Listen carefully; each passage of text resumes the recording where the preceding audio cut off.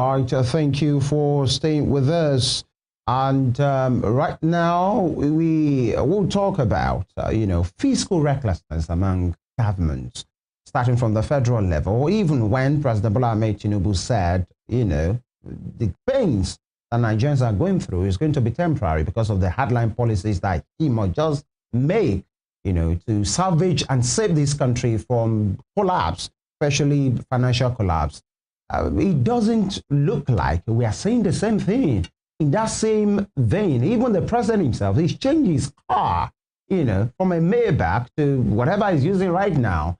And, there were issues or reported issues with the planes. He got a new one. There have been, reports of the renovations of Vice President's Lodge, both in Abuja, both in Lagos. In fact, that of Lagos, many Nigerians frowned at it. So say how many days with the VP, even the president himself, spending a year in Lagos, we have to be splashing billions. The National Assembly members got vehicles worth 160 million naira. And when one of them from Kogi State, Senator Karimi was at, he said, they need it, to do their work because the Nigerian roads are bad. And Nigerian people are saying, oh, the roads are bad, you need vehicles to do that. What happens to the rest of us? And these are some of the issues, not just at the national level. How about the state government building? Just a few weeks ago, Sheyi Makinde wants to spend 64 billion naira on renovating a government house. And when you check the IGRL for your state, it doesn't look like they need it or they can afford it at the moment. In Gombe State, in Osun State, in many of the states, the ruling class living large, but still promising the people, like, hold on, guys, we are with you. Or at most, throwing the cash awards, 30,000 naira, 20,000 naira at them. Dr. Sam Amadi is with us. I'd like to ask you, Doctor, what exactly is with Nigeria? Let's stay with the subnationals right now. What is the subnationals,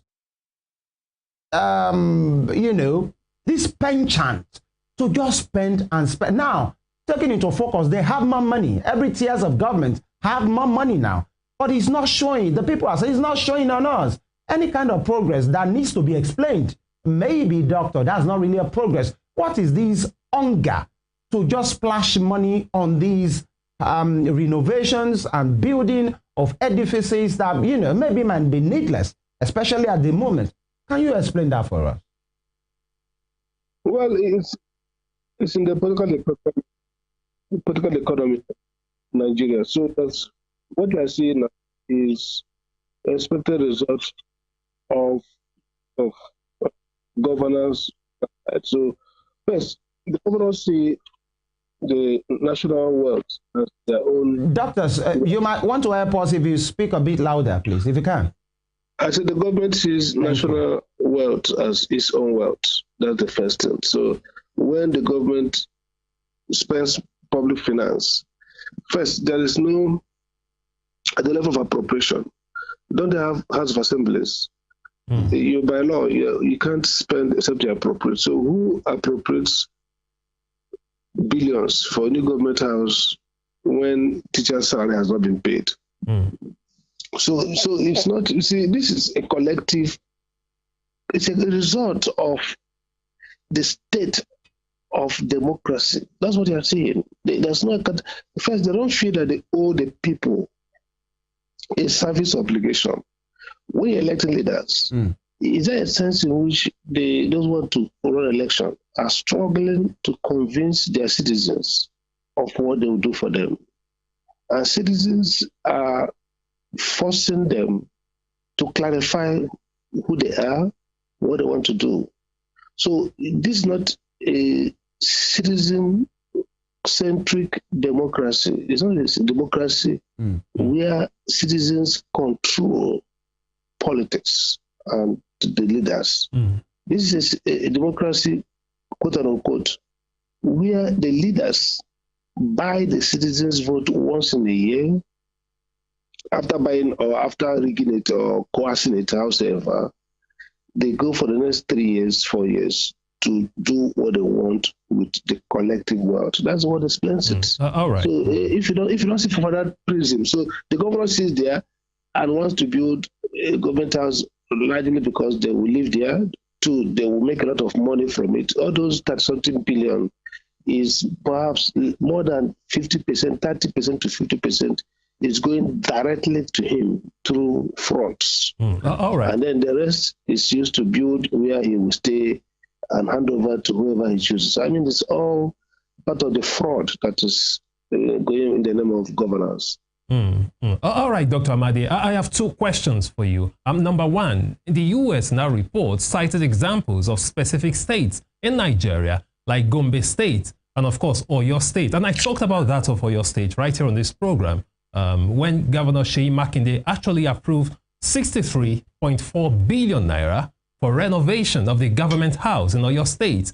And that's a state where the IGR, internally generated revenue, is just 65.2 billion naira. So you have a governor spending 63.4 billion for a state whose IGR is 65.2 billion naira. For the first time, for the year, they hit 65.2 billion naira. Dr. Amadi, do you think this is just a mere fiscal irresponsibility, or is it something bigger, something deeper, perhaps a lack of vision on the part of our leaders? It's everything. It's first criminality. It's corruption, endemic. It's lack of vision. It's, of course, it flows into total indiscipline and what's now called fiscal irresponsibility. Fiscal responsibility is not just that you're overspending. It's just like you're irresponsible. It's like a drunkard, a foolish man who takes control of his father's wealth and goes binging and spending and recklessly spending to waste. That what it is. So fiscal responsibility is not just, it's a moral crisis, it's a malaise. It defines somebody who doesn't give a damn, who has no sense of what to do, who has no sense of value. And, you know, it goes about wasting resources and not caring about the people. Fiscal responsibility also means that they don't even care about the people. The poverty is growing, they don't care. Seyi Makinde is not going to spend that money. You know, if there's a calamity in the state now, and let's say 500 people die, and houses are destroyed, fire, God forbid, he's not going to spend 20% of that money investing in the people. That tells a story around a deep-seated and systemic irresponsibility at the level of leadership.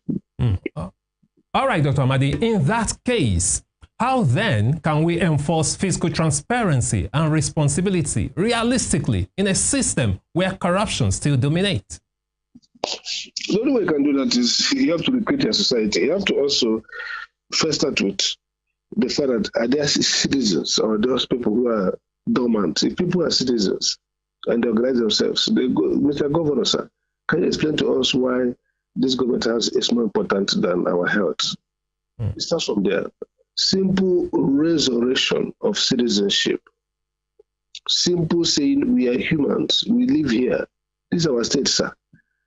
Sir, with due respect, sir, can you tell us why we're spending this money for building? Instead of, it also starts with the House of Assembly guy there who is going there, who says, sir, I represent my people. They say I should ask, why should we be spending this amount of money?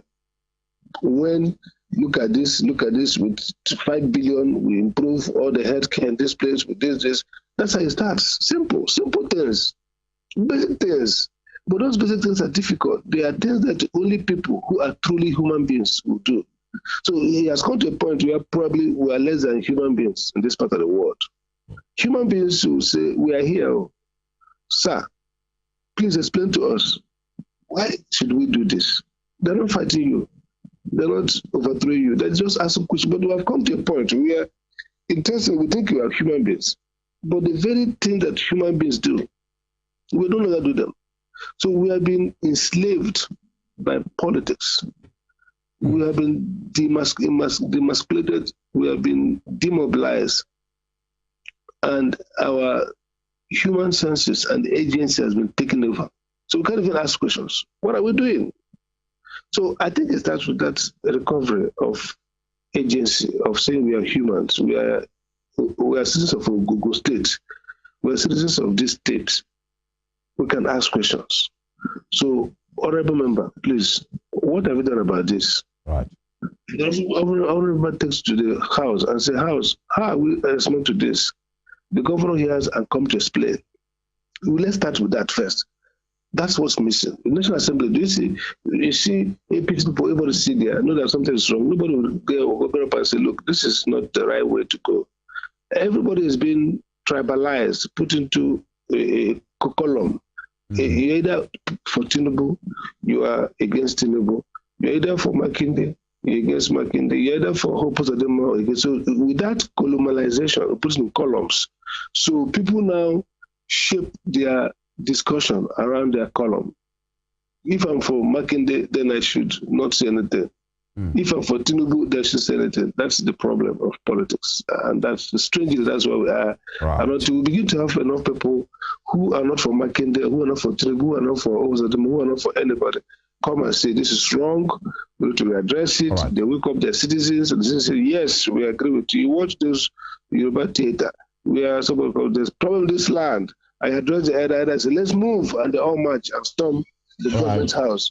That is how it works. Dr. Vami coming here. That latest report has been, made viral now by the U.S. mission at some civil society organizations who have done some work and made, some, pronouncement on this matter on the ex-official handle of the U.S. mission Nigeria. They say when Nigerians are urged to endure economic hardship like labor pains, some governors are splurging billions on the new government houses. The Africa report that, we paraphrased earlier, budget is warning that instead of funding schools, clinics, or agriculture, leaders prioritize buildings they barely use.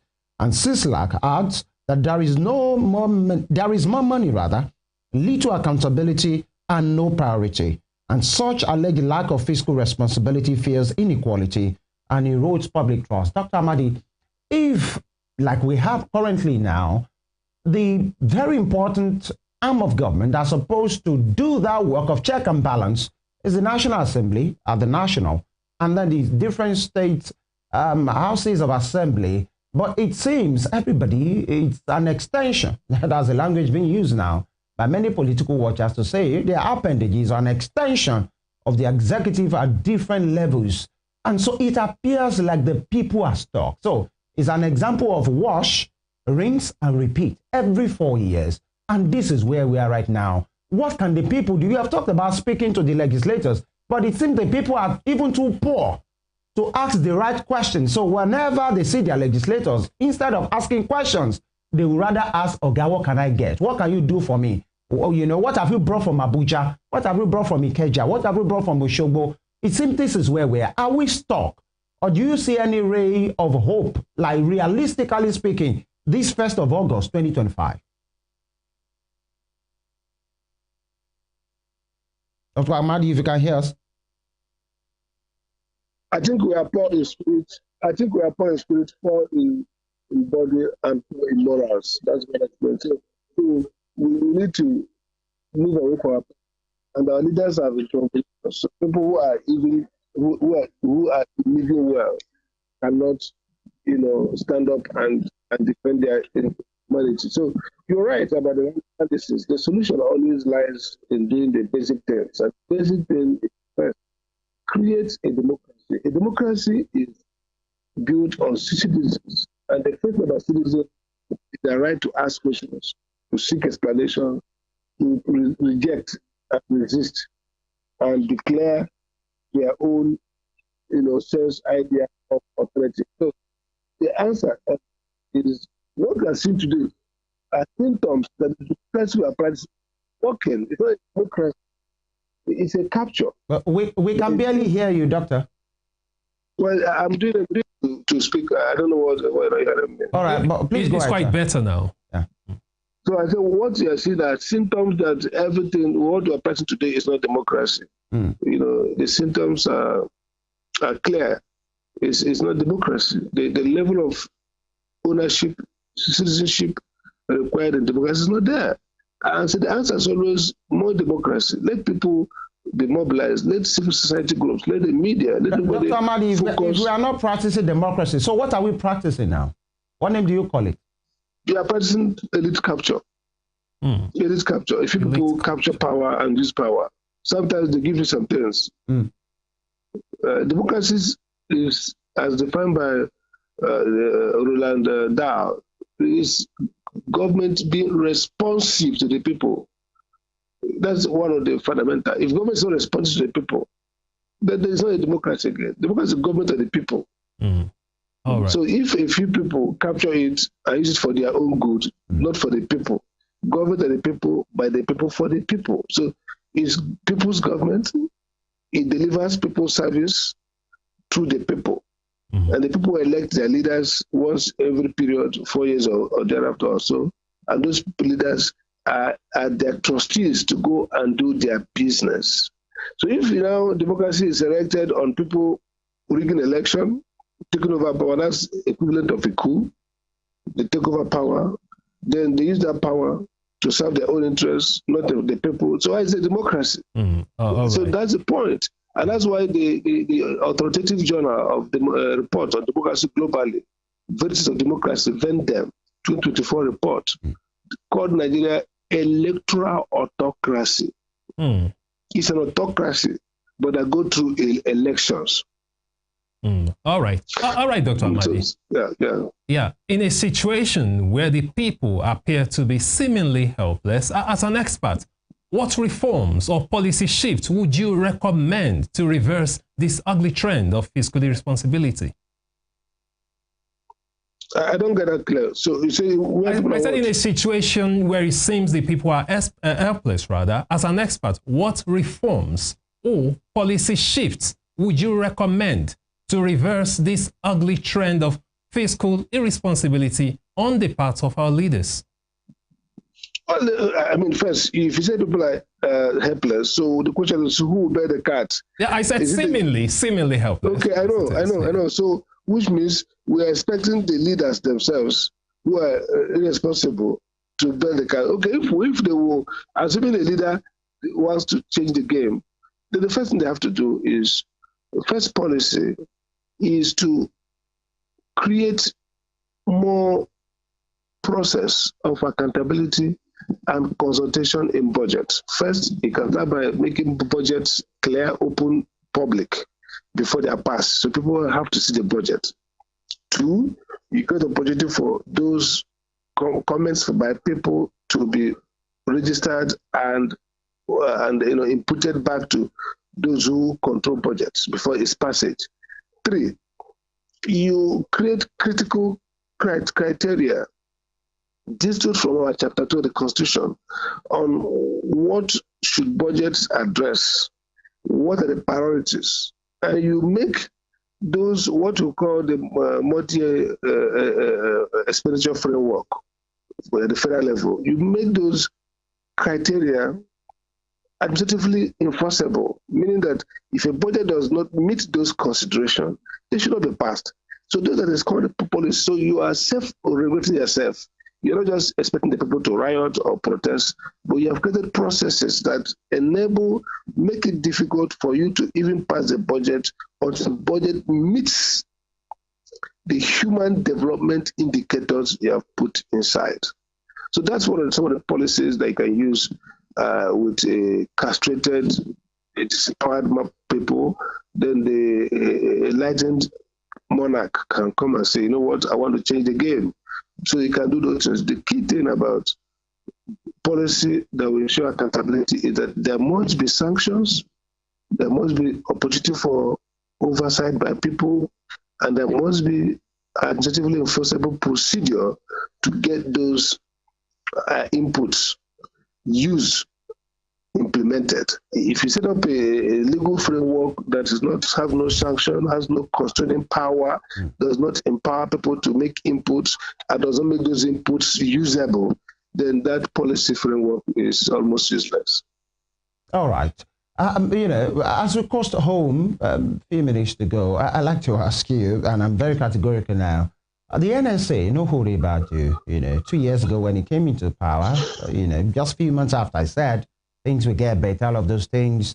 Recently, he has been quoted to say things are better. In fact, a few days, Sir Amadi Bello Foundation organized a meeting over northern Nigeria held in Kaduna. He reiterated that point strongly, even gave statistics So see, under the last administration, more than 1,000 this and that died, even in Benue. But now Nigeria have turned the corner. We are doing better, and situation, banditry, insurrection, and all of those things have reduced. He mentioned the Southeast and all of those things. But many Nigerians are thinking, does the NSA live here with us? And some will say he controls, the operations of the military. He advises the president of security. Maybe he knows what we don't know.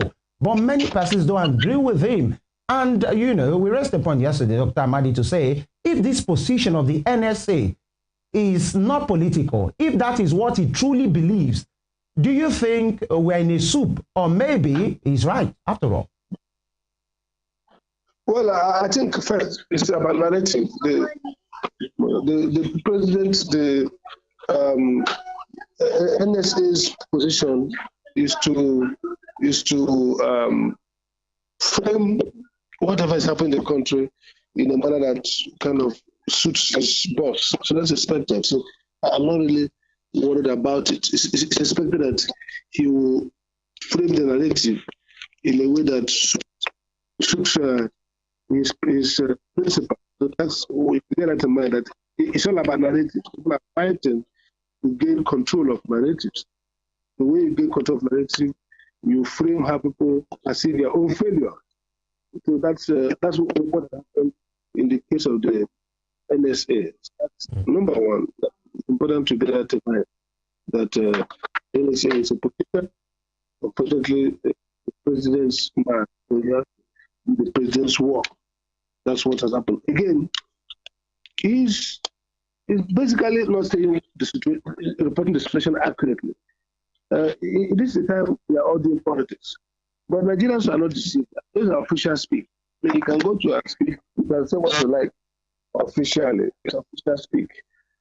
But the people themselves are the ones who are suffering. And when you finish speaking, people counter him. I think you're not talking about the northern Nigeria where we are. You're not talking about Benue. Today, everybody's working. In fact, a day or so before, there was a report of law students kidnapped, a report of on the same road, the same Benue road, they are kidnapped. Yeah. 2 days ago or so. So it's just, these are, look at the point. Citizens are no longer listening to officials. Right. What's happening is citizens have power to overthrow them or to change things, but nobody is listening to them. No, forget what they're saying. All right. They know they're not credible. We understand we must go. Yeah, Dr. Amadi. Yeah. Dr. Amadi, yeah, just in 1 minute, if you can quickly respond to this in 1 minute, in light of the report released by the US, what's your opinion? What's your outlook for Nigeria as far as this administration is concerned? Is there any ray of hope for Nigeria's future under this current administration? There's always hope for the living. So Nigeria has hope. But the way things are going, the Nigeria, this administration cannot turn things around. They are terrible. They have a terrible team, and I think their motivation is terrible. Their performance is terrible. All right. We most sincerely thank you. The director, Abuja School of Politics and Political Thought, Dr. Sam Amadi. It's been a pleasure speaking with you this morning, bearing your mind on the state of the Nigerian nation. We thank you. All right. This is the size of the program for the day and the start of the new month. Happy new month once again. And we hope the politicking, whatever we are doing right now, someday, very soon, will transcend and translate into good governance for Nigeria. Once again, be the best in what you can be. Femi Ojo is my name. I'll see you next week. Absolutely. And Emeka Daniel is my name. Join us again next week. Don't forget, you can always check out these conversations on YouTube and, of course, Facebook if you missed this. Do have a wonderful weekend. Good morning.